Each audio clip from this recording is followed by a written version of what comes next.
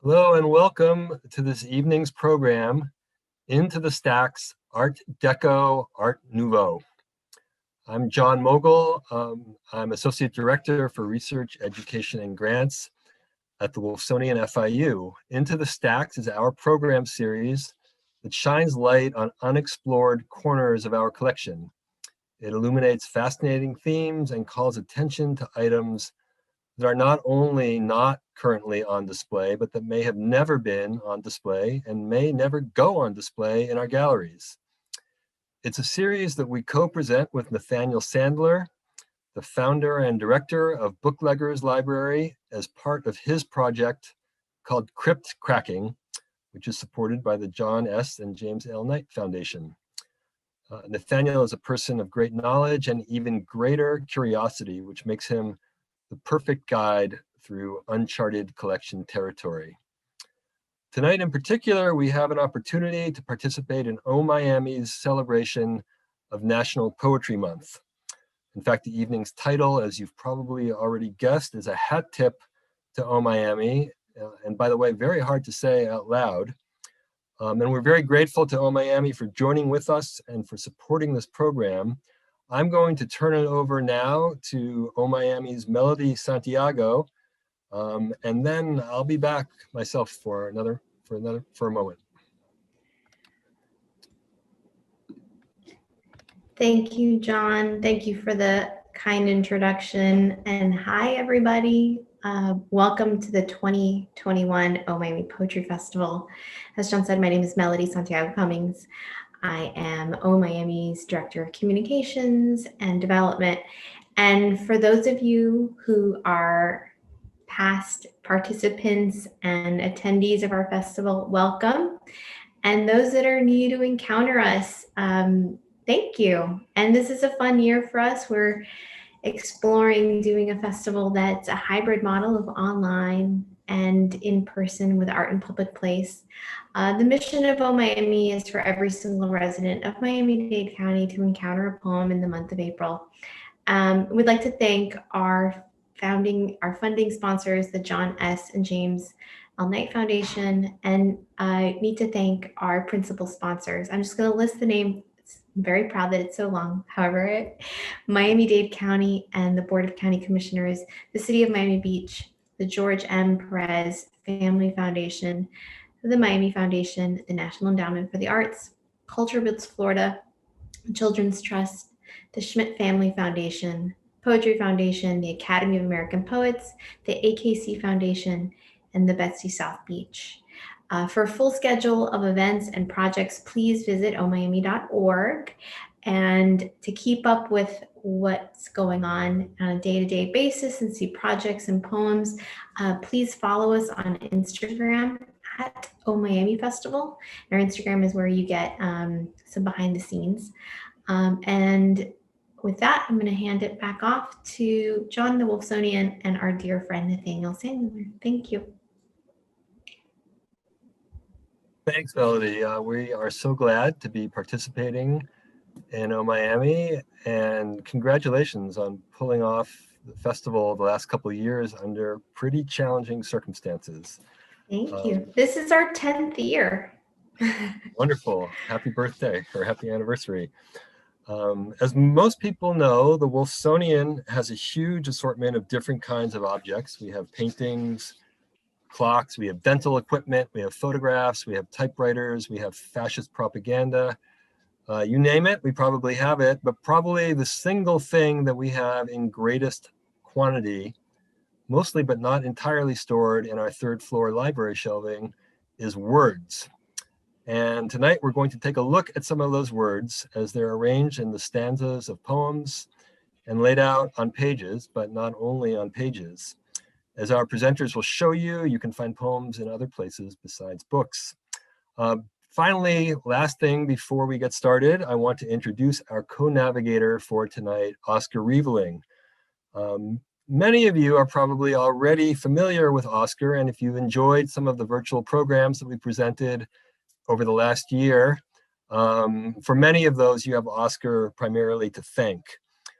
As our public programs manager, he's been responsible for taking the Wolfsonian virtual by organizing the Zoom programs that we've been presenting, and often doing what I'm doing now and introducing them. Oscar is a pretty new member of the Wolfsonian team. He started working at the museum almost exactly 1 year ago.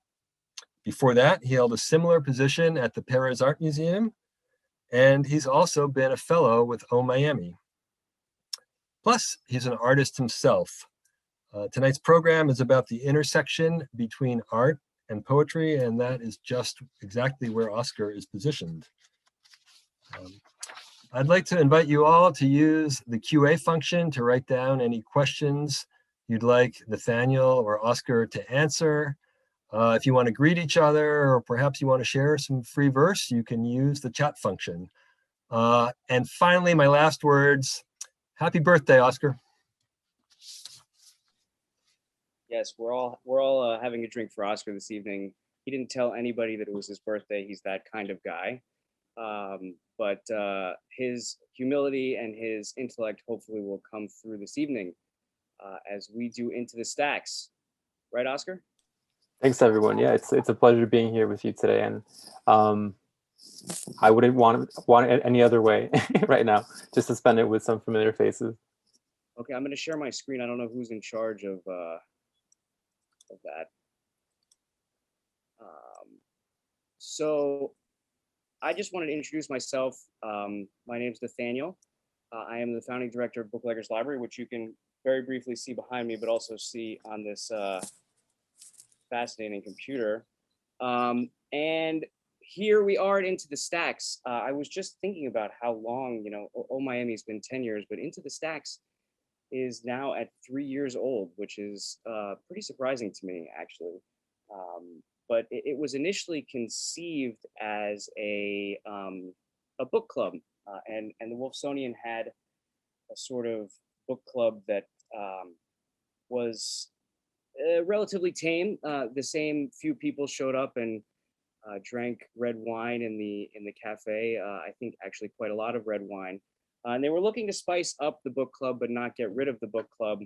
And they asked me as a book human or a book troll, depending on how you want to look at it, to do so. And so I pitched Into the Stacks, which is my version of a book club, which is where instead of books, we look at objects.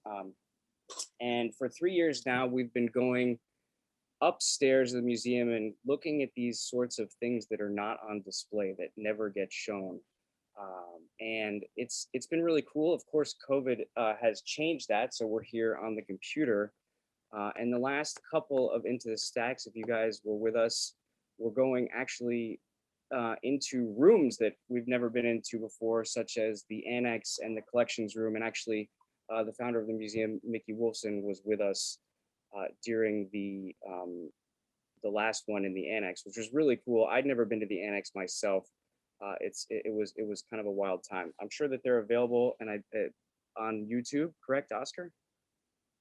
Yes, so direct on our YouTube page, one can access the full suite of program recordings.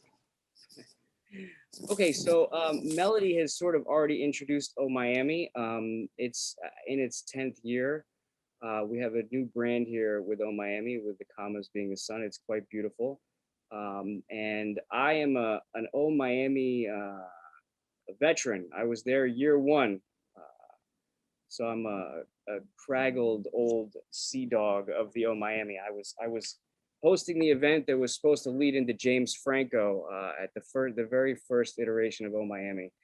And I've been at every single one, and it's really has truly changed the tenor of the city for the better.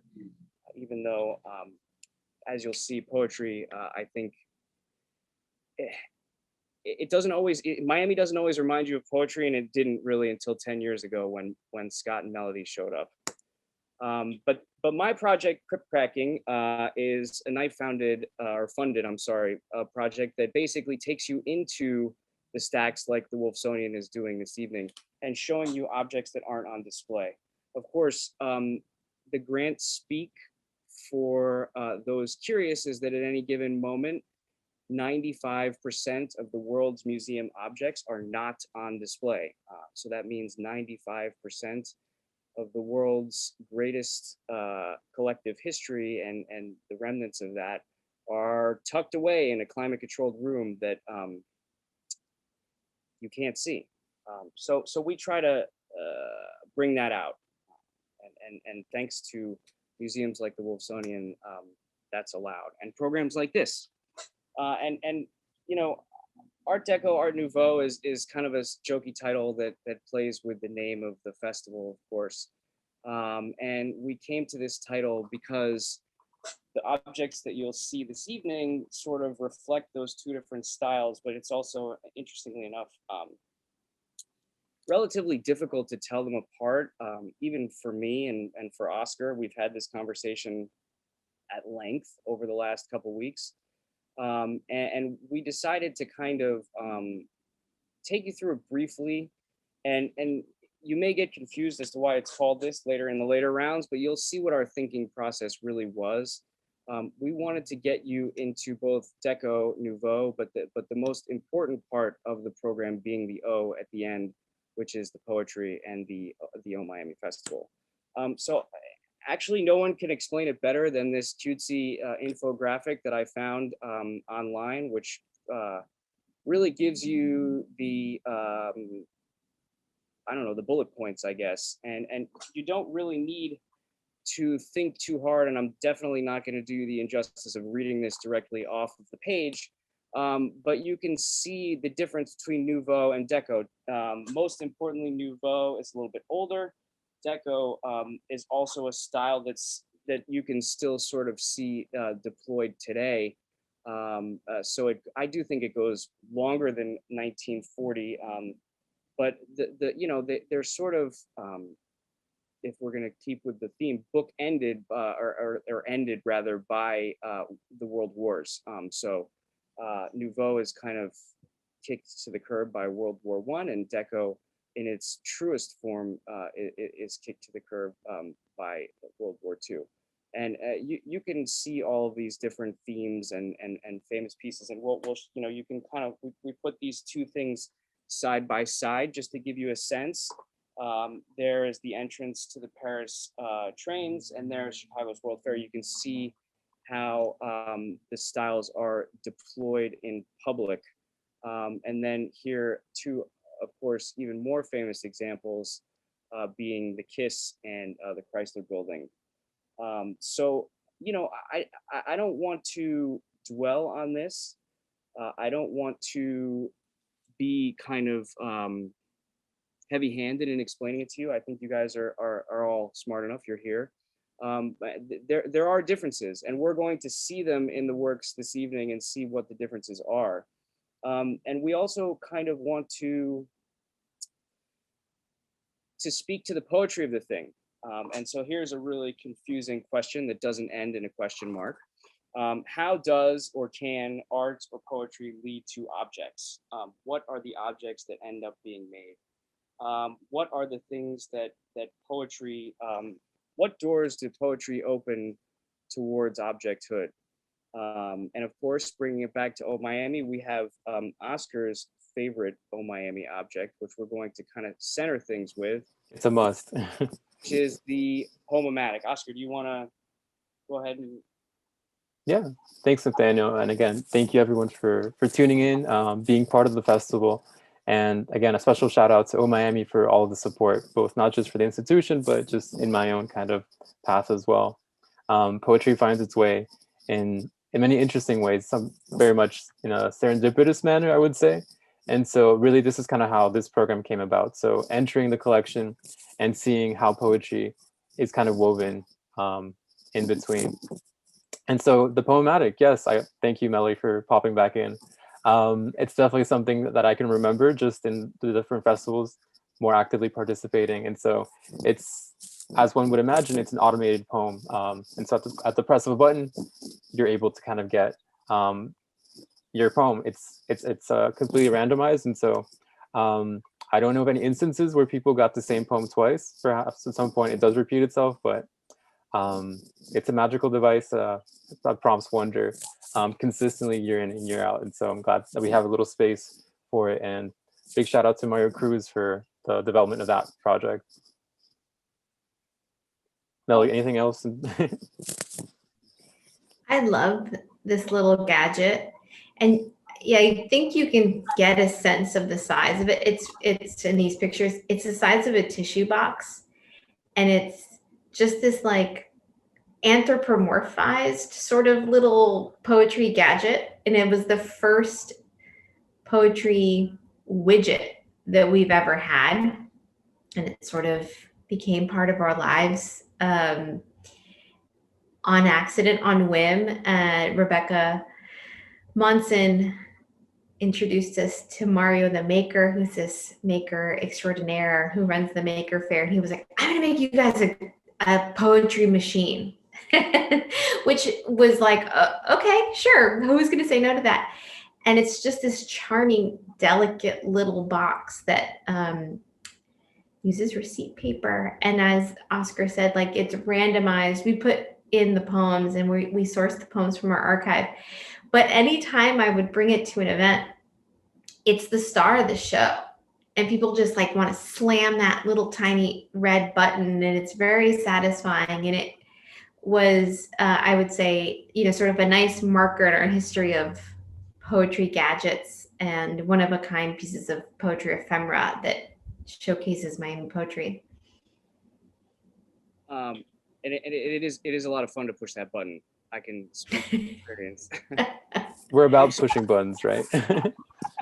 So we wanted to center the talk and keep the poematic in our minds as we move through history and Deco and Nouveau and start looking at different artwork and books that are in the collection of the museum, but always kind of remember that this is our guiding principle, that there is a poem behind every turn here this month in April. And we'll start with how the Wolfsonian started. And as I sit here at Bookleggers Library, and often I remind Mickey Wolfson, and he reminds the general public that the very first object that the Wolfsonian ever collected was a book. And it all begins with a book. Here I am 9 years into Bookleggers, and I cannot get away from books and choose not to and would never. But The Rhyme of the Ancient Mariner is a beautiful, beautiful poem. And this is a beautiful, beautiful book illustrated by Gustave Doré. And I believe Oscar wanted to give us a little rundown and maybe even a reading from it. Thanks, Nathaniel, certainly. And so I think it makes sense in terms of falling in line with this aspect or notion of serendipity and how one comes across these objects and in turn see poetry reflected in different ways. And so this is, I believe, one of the first printings with illustrations by Gustave Doré. And again, in a sense, almost like a fundamental element within our collection. It really kind of grows from this. And so this text that has been studied, interpreted in many ways, and is also kind of, again, very fundamental to the Wolfsonian. And so dating to 1797, 1998, there have been a number of artists that, again, have kind of lent their specific take to the accompanying illustrations and this epic tale of being lost at sea. And so I'd like to kind of take a moment now and actually read a short kind of section, the first passage, to kind of give us a sense of ambiance in terms of where the artist will be responding to. And so this is Samuel Taylor Coleridge, The Rhyme of the Ancient Mariner, Part 1. It is an ancient mariner, and he stoppeth one of three. By thy long gray beard and glittering eye, now wherefore stoppest thou me? The bridegroom's doors are opened wide, and I am next of kin. The guests are met, the feast is set. Mayst hear the merry din. He holds him with his skinny hand. There was a ship, quoth he. Hold off, unhand me, graybeard loon. Eftsoons his hand dropped he. He holds him with his glittering eye. The wedding guest stood still and listens like a 3 years child. The mariner hath his will. The wedding guest sat on a stone. He cannot choose but hear. And thus spake on that ancient man, the bright-eyed mariner. The ship was cheered, the harbor cleared. Merrily did we drop, below the kirk, below the hill, below the lighthouse top. The sun came up upon the left. Out of the sea came he, and he shone bright, and on the right went down into the sea, higher and higher every day, till over the mast at noon, the wedding guest here beat his breast, for he heard the loud bassoon.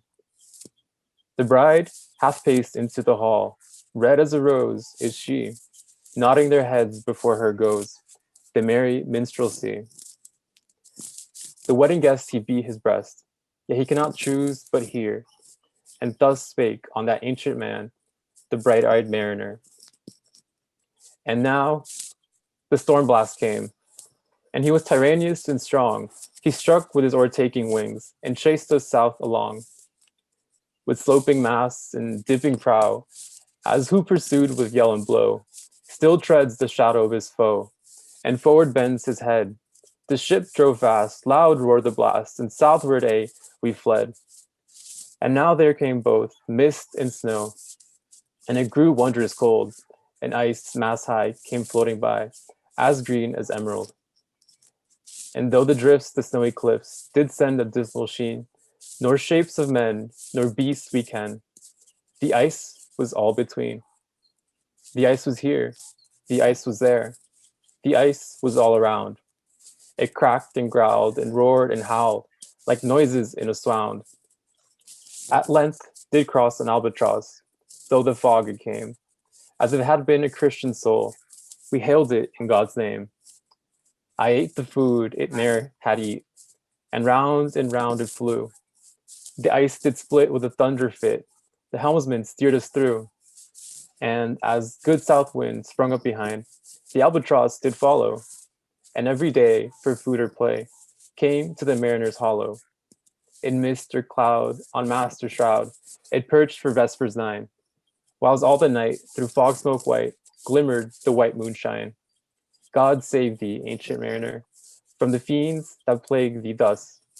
Why look'st thou so? With my crossbow I shot the albatross. And so concludes part 1 of this legendary tale. And in fact, Nathaniel, maybe you can kind of move into the next slide, actually. And again, kind of the central image of the albatross, which is so fundamental to the piece, also kind of finding its way into the English language with the common expression, albatross rounds one's neck. And that's exactly what we see here on the right-hand side. On the left, we have one of Gustave Doré's original plate illustrations. And on the right is Harry Clarke's own interpretation. And again, kind of one of the artists that we'll look to focus in today's presentation. And so as we kind of compare both treatments, one obviously would be material, but the other is, again, responding to this new Art Nouveau style. Whereas the plate kind of lends itself to gradation, in the sense chiaroscuro, a very kind of nuanced rendering of light. Harry Clarke, his treatment is more illustrative, it's more direct, it's two-dimensional, and I think this kind of gives us a good sense of the different approaches that could be had in a more kind of stylistic rendering, and responsive to his influences that he is drawing from, specifically the word of Aubrey Beardsley as well, which we'll kind of go into a little bit further. So could we move into the next slide, please? So yeah, this gives us a greater sense of the albatross from different perspectives. And I think this kind of vertiginous perspective, I think is something we see throughout, and also compositionally speaking, a big influence for the artist. Also in the work of Gustave Doré, well, let's move into Harry Clarke himself a little bit, and a little bit of a background. Harry Clarke was an Irish book illustrator and stained glass artist. In fact, some consider him to be Ireland's foremost stained glass artist, and had a voluminous production of works developed over the years. And so after some short schooling, he became an apprentice in his father's workshop of business that lent decoration to churches in the area. And so from that age forward, he was really invested in this kind of craft. And so really honing his skills as a draftsman, eventually translating this into the stained glass work. And so drawing is fundamental composition, and he's drawing from some of the other artists working in an illustration style that he then renders and incorporates into his practice with stained glass. And so we'll see kind of how the illustration in turn informs this other medium of working with the glass.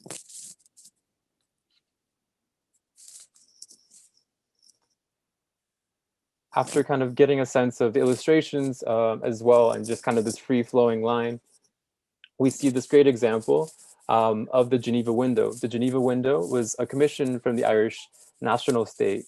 And so in this moment, and in formulating a new Irish identity, they turned to Harry Clarke, one of the country's great artists, to really encapsulate that this new image as a gift to the United Nations.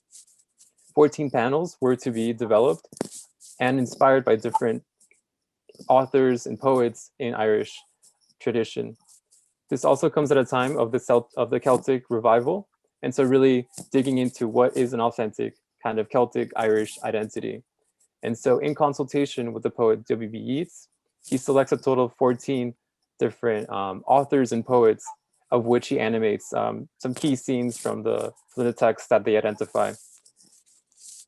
And so here we before, I guess, turning into more specific details, I guess we can consider a little bit of the formal properties at hand. And so just with stained glass, thinking a little bit more logistically speaking, we would have to have the metal frame upon which the glass is affixed. And so typically this is just a logistical structural convention. But an innovation for Harry Clarke was really integrating this as a compositional element. And so as we see kind of behind the figures, for example, on the right-hand register, we see this undulating line demarcating the hills. And so it's not just kind of this formal element, but really working in hand with what we're seeing. Glass at the time was kind of quite rigid, very kind of fixed. And Harry introduces this centrist line, these really deep, rich blues that he was quite distinguished for. And so that's what we're seeing here. I'd like to read a little bit of, well, just some lines from what's represented from the scenes.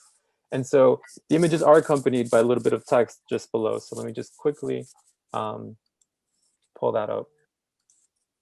So on the left-hand side, Synge's Playboy of the Western World, which is considered a quintessential Irish story through tragedy, humor. And so the quote reads, "Well, the heart's a wonder, and I'm thinking there won't be our like in Mayo, for gallant lovers from this hour today." And that's again from John Milliken Synge, The Playboy of the Western World. On the right, we have Seamus O'Sullivan's The Others. "And now they paused in their dancing and looked with troubled eyes, earth-straying children, with sudden memory wise." Kind of zooming out a little bit, we can also consider, I think, the reception of this piece. And so this specific frame kind of speaks to some of the eventual concern from the original commissioners. And so Yeats and Clarke's selection of moments to represent, again, this new Irish identity weren't quite to the liking, or I guess their ideal representation specific to an international community. And so unfortunately, the commission wasn't installed publicly, but eventually found its way to the Wolfsonian collection. But in terms of, again, the suggestion of sexual encounters, promiscuity, other hedonistic behavior, again, that was something they were kind of looking to move away from. Nathaniel, next slide, please. We have another detail as well, kind of a little bit more traditional, I would say, in the composition, in the register, kind of following suit with what the French cathedrals, which I guess were an early influence as well in this medium and in working. And so I'll just share a brief quote as well from here. "If I were to die tomorrow, all I would ask from the world would be the charity of its silence." And this comes from Lennox Robinson's The Dreamers. "I've heard a sound of waiting in unnumbered hovels, and I must go down, down, I know not where." And that's actually from Yeats himself, who also found some space to kind of reflect his own work, and that's from the Countess Kathleen. Specifically within this image, on kind of why we have it here, is this contested relationship with religion. And so as the Irish Free State is kind of demarcating its independence from the Roman Catholic Church, and I guess separating politics and culture, we do have this specific tale as a reflection of the Protestant legacy. Nathaniel, next slide, please. Yeah, great. And so a lot of this information and research comes courtesy of my colleagues through a great new initiative that we've just published with Google Arts and Culture. And so all of this information, detailed views of the images are available online. And so I'll drop a link in just a few for us all to kind of look at that and kind of deep a little closer into the different frames. There's 14 elements, so a lot is happening compositionally. If you have a chance at the Wolfsonian, it's always a key piece and one always worth exploring a little closer. Thank you, Oscar.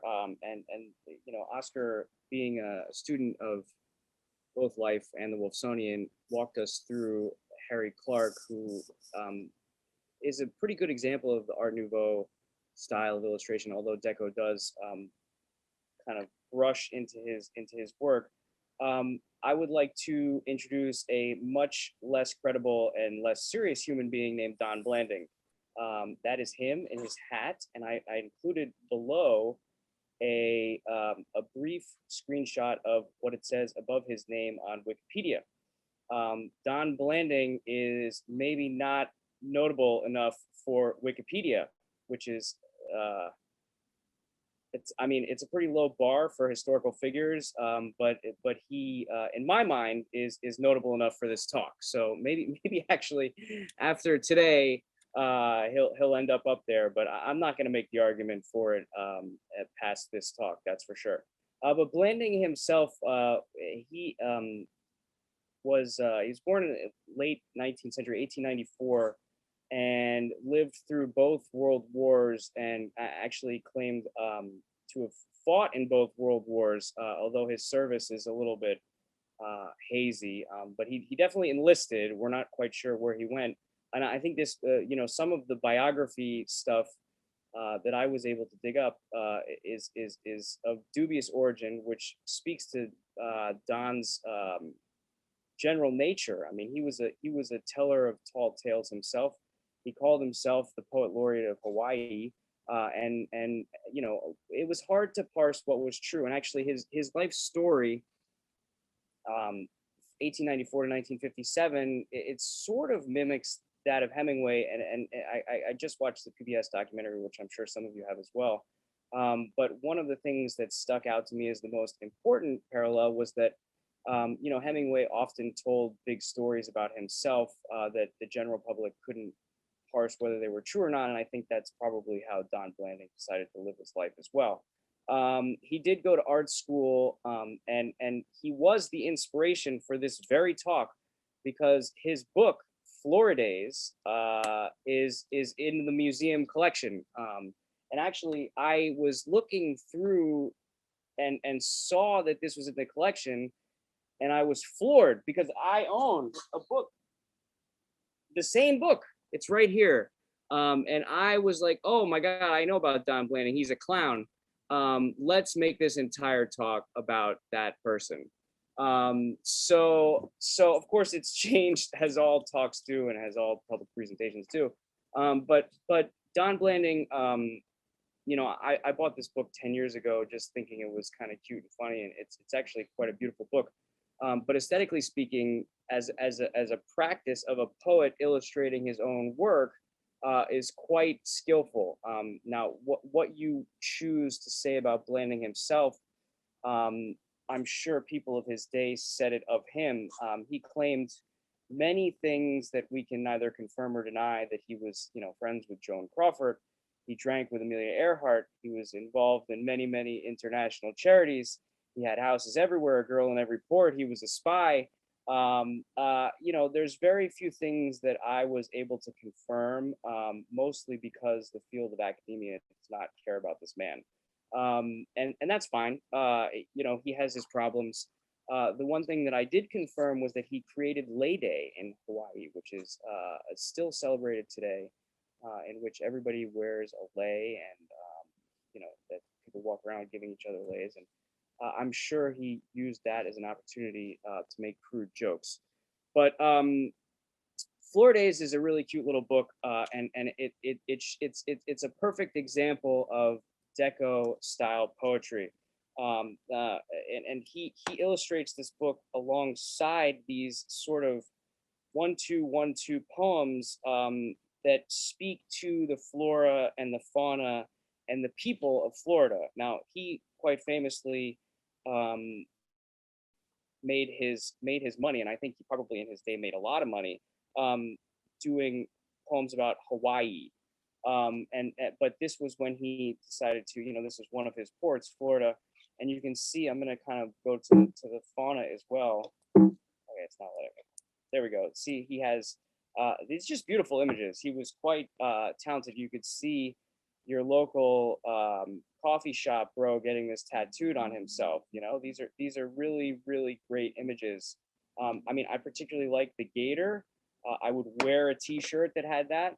But I wanted to speak to you from Don himself, a poem that opens this in the spirit of Oh Miami.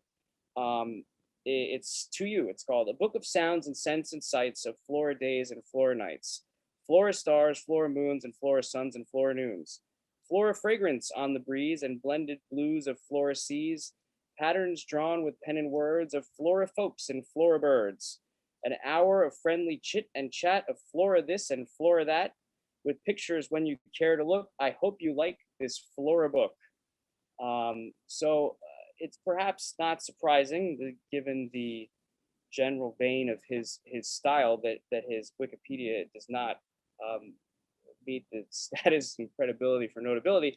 But it really is a beautiful book. These images give you a perfect sense of a Deco style. This book was right at the end of when that infographic said Deco ends, published in 1941 and sold quite well, as all of his books did.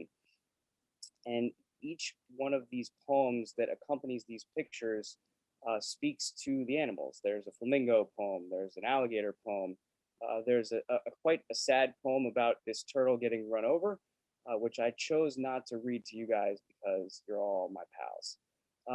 Now, where Blanding he sort of swings and misses is when he starts dealing with people, and I will direct you to this, which is filled with racial stereotype. It's written in what we would consider Black American dialect. Of course, Don Blanding was not Black American, and this would be completely inappropriate today. And he extends those sorts of awful stereotypes of exoticism to the rest of people. He refused to the Miami nightclub crowd as mongrels, and he's perhaps slightly more sympathetic to the Seminole, but in the end here he says, there is no peace in our gifts, there is death in our friendship. So he was perhaps smart enough to know that the white man was not out for the Seminoles' well-being, but he wasn't past exoticizing it to sell books. Take what you want to take from the legacy of Don Blanding, but his illustrations of his poems perfectly suit this Deco style. And where it gets more interesting to me and how this talk is going to go is that Don Blanding also created objects that are in the Wolfsonian collection. This is a plate, which would have been made by the Vernon kilns, the Vernon ware. And if you or your great-grandmother collects plates, or you would probably be familiar with this. Very collectible, still purchased on eBay for more money than a plate should sell for, but as well as his teapots and tea cookery or tea ware. This is something that was collectible then, is collectible now. The Vernon Company was in operation around the early 30s to the late 50s.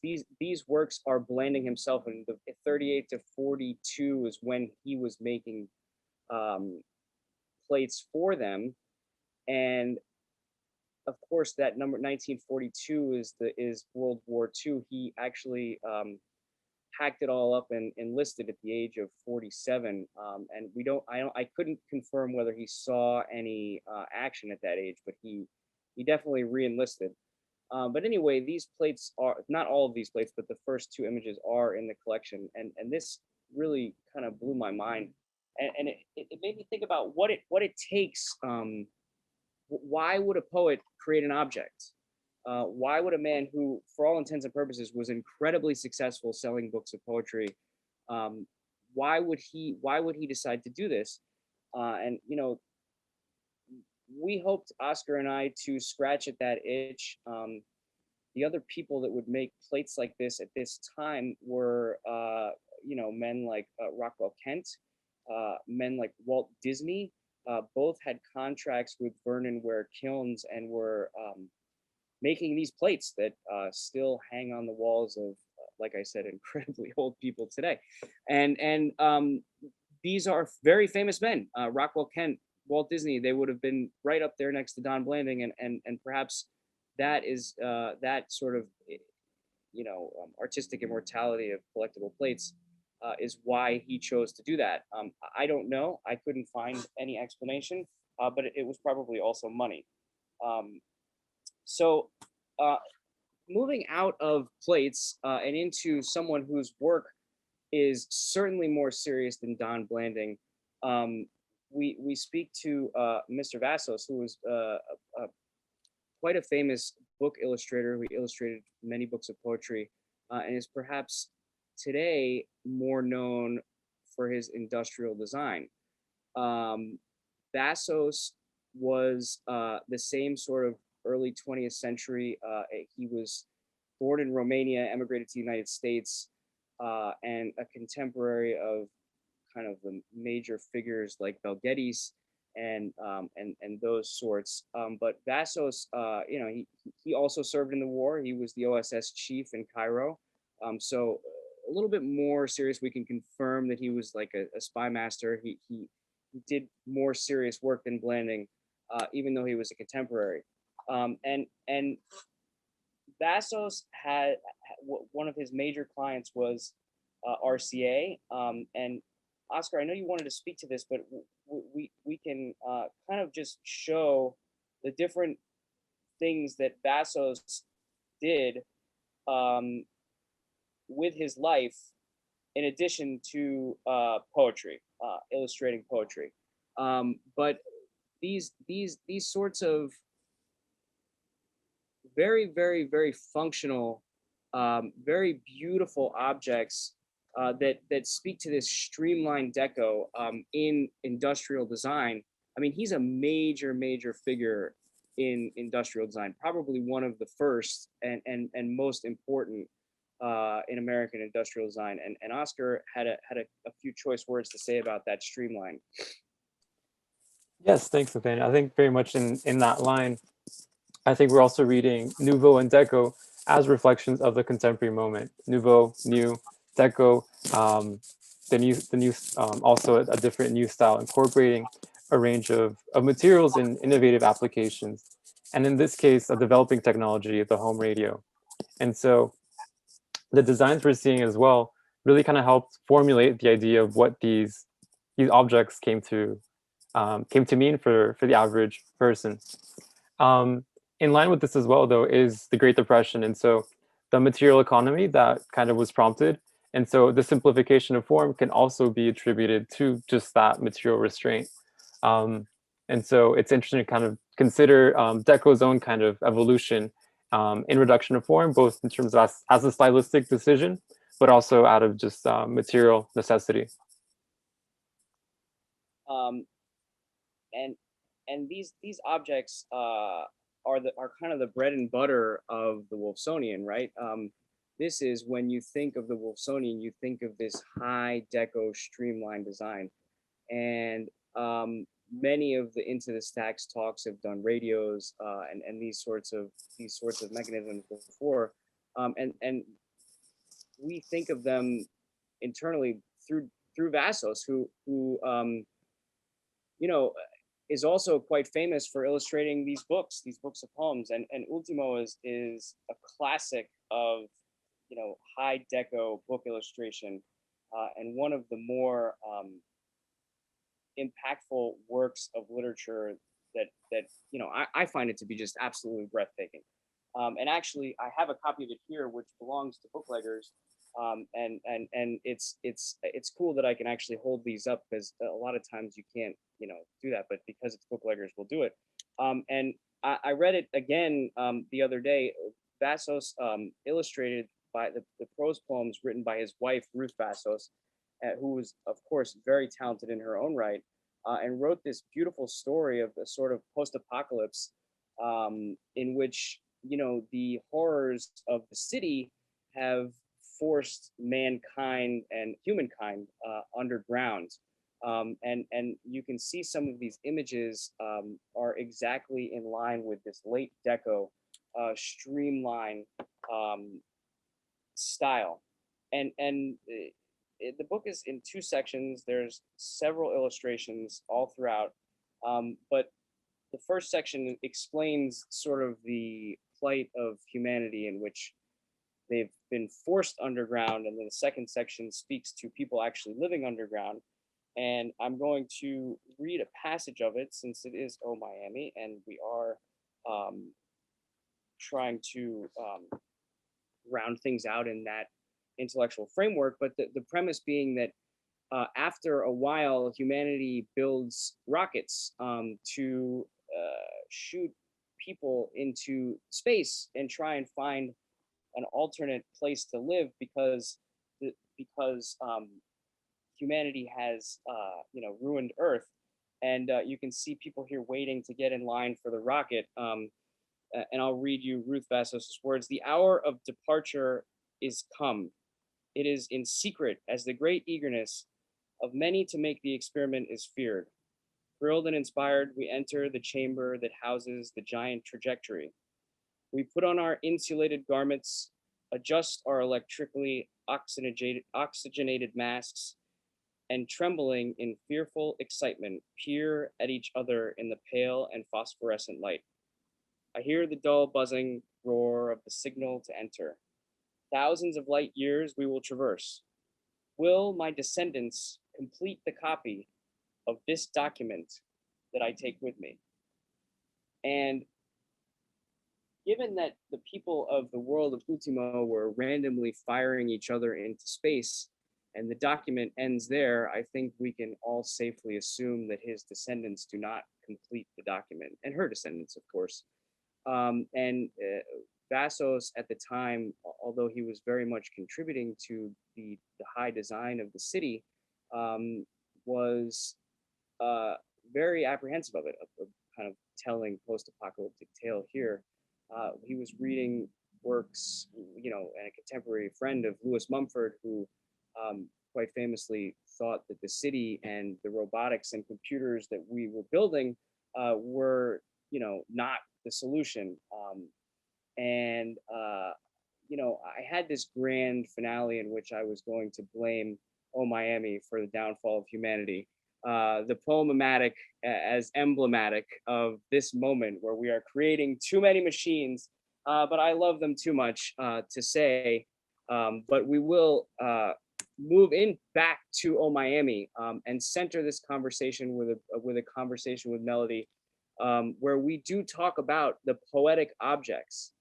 What objects has Oh Miami made, and why do they make the objects? So we've now encountered Don Blanding, John Vassos, Harry Clark, as people who work with poetry, write poetry, and make objects. Now we stuck with those two styles of Art Deco and Art Nouveau, but the guiding principle was that they were people that worked within both poetry and objects. So what kind of objects has Oh Miami made over the years? We have a few examples that we wanted to include, and I'm gonna run through them briefly, but I don't know that, Melody, if you want to speak to each one, or you want us to just ask you questions afterwards. But I can. We can do either. I mean, I have a tendency to get excited about them, and I can overshare. So let's see if there are questions. Okay, I'll do it briefly. The Optimus Rhyme, another invented by Mario Cruz that reads poems on demand. Here is the poetry roller, created by Juan Gélez and Delia Rivera, which was an original invention that writes poems into wet sand. So the team went out and wrote poems in the sand, quite beautiful. And then there's poetry campaign signs that mimic the style of the regular campaign sign with poems. The same sort of mimicry of parking tickets, which is a Christina Frigo original, and scratch off poems here. Typically, these works are mimicking an already familiar style of object and incorporating poetry into its kind of DNA. Scratch off poems, of course, and then the poetry prescriptions, which was done in collaboration with Jackson Health Systems. And the shell phone is kind of a goofy little one, which was you picked it up and inside, instead of the sounds of the ocean, it read you a poem. So that is the end all of the Oh Miami pictures that we put up. But Melody, maybe you can speak to why you make poetry objects. What sorts of decisions go into each one of these? Not every single one, but just a bigger picture. What do you think? Sure. Well, I think there's like two modes of thinking about it. It's poetry as a delivery system for something. So in these mimicry examples of things that look like other things, and you can disguise it to be a vehicle for poetry, or who is your specific audience and what can you create to engage with them where they're at.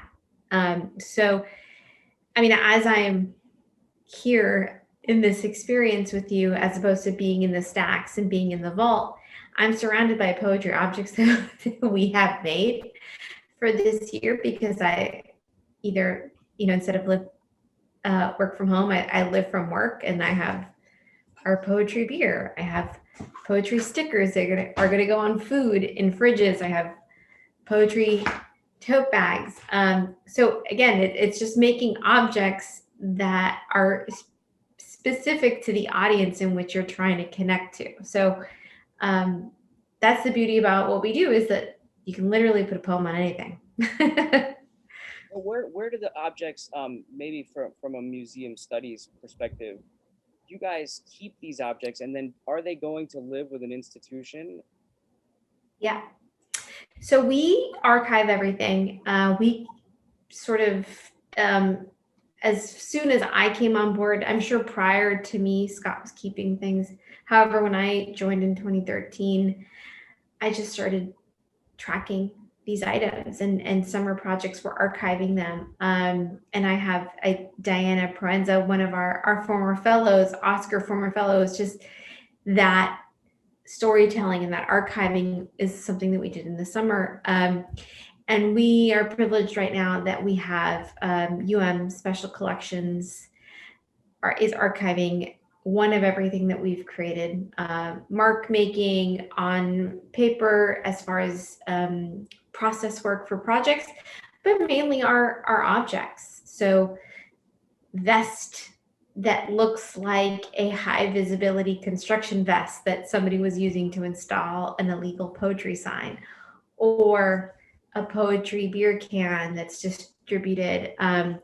And there's a sophistication behind, documenting it, but it's really, for us, it's like just making sure there's a moment, because everything is so limited and time-based, and limited quantities that we make, and they're meant for consumption. They're not precious objects. They're not made for necessarily an art audience. They're in distribution. They're used. So we are thankful that Special Collections is trying to encapsulate the Oh Miami story and this moment in Miami. And Oscar, I can't see the chat. Is anybody, now is kind of the time we can open up questions for Melody about the objects, and maybe if there's any questions about the other material. Um, we just loved getting to look through this stuff and hearing also about Oh Miami's objects. Every year, I love seeing what new things they make, and there's always something that's truly special. I'm sure there's some fans out there that collect everything. Yeah, there's certainly people that have at least every tote I from tried. each year. I That tried. tote bag economy is real. I think COVID killed my tote bag collection, to be honest with you. I tried. I had like a big run of them, and now it's like it's exhausting. We Right, all have so a tote stuffed with other totes hanging somewhere in our house. So does anyone, no more slides. Does anybody have any questions, or is anybody still there? Oh, I see something in the Q&A. yeah. What's my favorite object? Great question. Oh boy. We have so many treasures. We have so many treasures. I really love the poetry prescriptions. More so in 2016 we made 5,000 poetry prescriptions using the same vendor that the hospital system uses. And you know, it truly a prescription bottle, and they were filled with poems in English, Spanish, and in Creole. And they were given to patients in the hospital and in their pharmacy facility, which is the second largest pharmacy in the state of Florida, interestingly enough. And what was beautiful about that project to me, I mean, they're this like beautiful little ephemeral object, but they were all stuffed by people. There was fingerprints of all these volunteers and people who felt a sense of ownership to making Poetry Month and Oh Miami theirs. And we did assembly lines. We just had weeks of people just stuffing little poems in these and stuffing them with the labels of English, Spanish, and the languages and the stickers. And so there was a true sense of humanity behind that project, not just, oh, we made this thing and it's a metric at a hospital, but there was a real community. I would say that's my favorite object, and also because it doesn't take that much space. Now, you know, it's this little capsule. But we've made dozens of really beautiful ephemeral objects. I see Zan is asking, our books objects. I think that is, of course, books are objects. Bookleggers, as you can see behind me, does make objects. Actually, right over my shoulder is our brand new book bicycle, which will be ridden around the Underline on Friday evening. In collaboration with Oh Miami and the Underline, we'll be giving away poetry books with the poet Calvin Early and the team over there. We tend to make less objects than Oh Miami, and we tend to, because we already have too many books and too many objects by that nature. You know, we're constricted more by space than Oh Miami is. They can make 1,000 poetry prescription bottles and keep them somewhere, whereas we have too many objects here. Well, I'll say that we only make something if there's a distribution model, because again, I think that difference of making something for an art-centric audience versus something that's actually to be experienced and used and distributed. So I try not to make anything that has a big footprint, because it has to go out.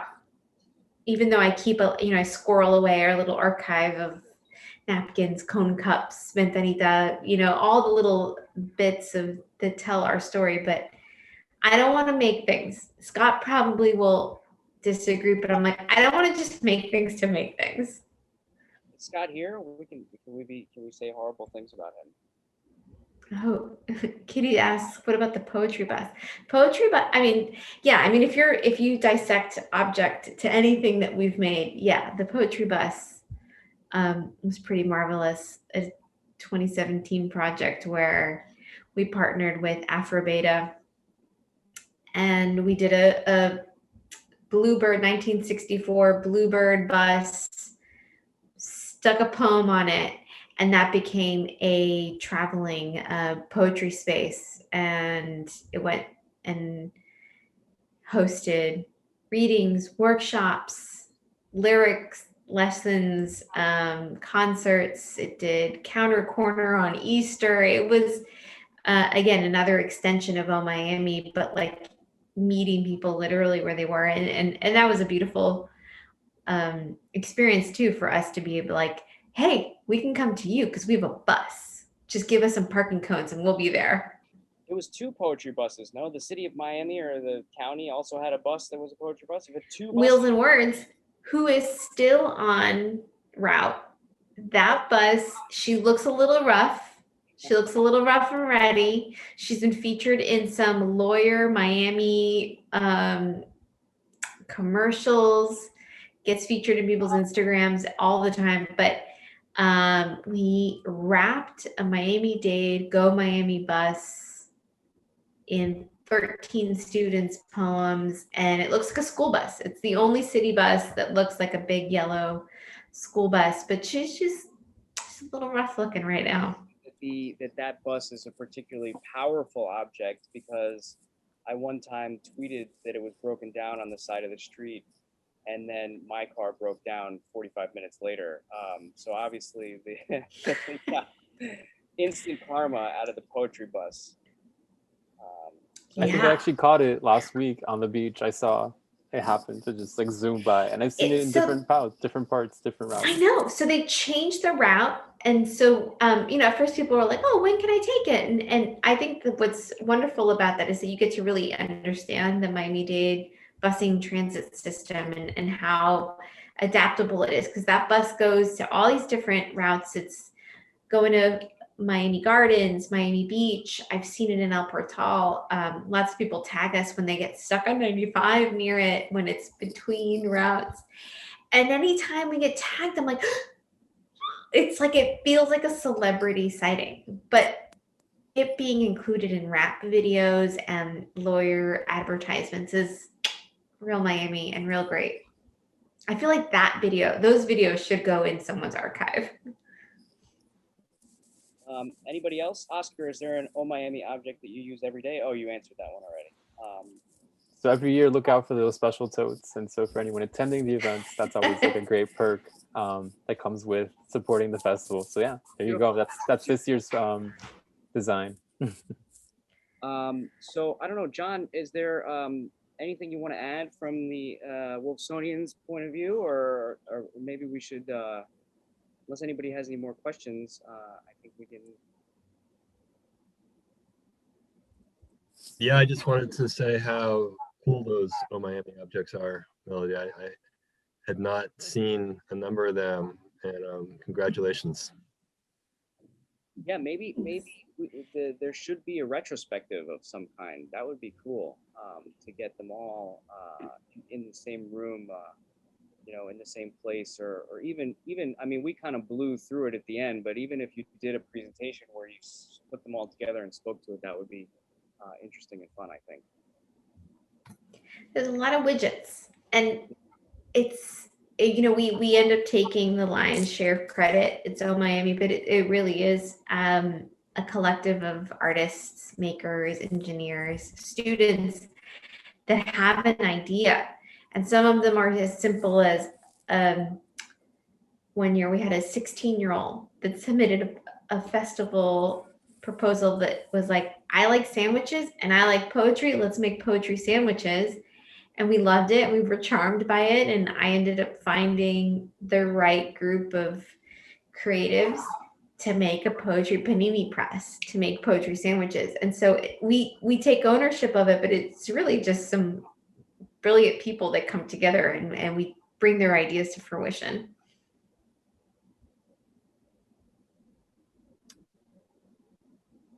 Oscar, are we at our closing time here? I think so. Again, a very big thank you to everyone present, Nathaniel, Melody, John. Thank you for indulging us into this little exploration. We hope the festival will continue as well. So I don't know, Melody, if you want to just direct kind of our attendees here today to anything else to look out for the rest of the month. Yeah, so we have until April 30th, or in some worlds, April 31st. The month runs on. We've got workshops and readings and our in-person program for the year at the Underline in partnership with Bookleggers this Friday. So just check out omiami.org to sign up, and we are so grateful to have everybody here. And anyone that's new to the organization and this is your first time encountering us, welcome. You've got another week to keep up.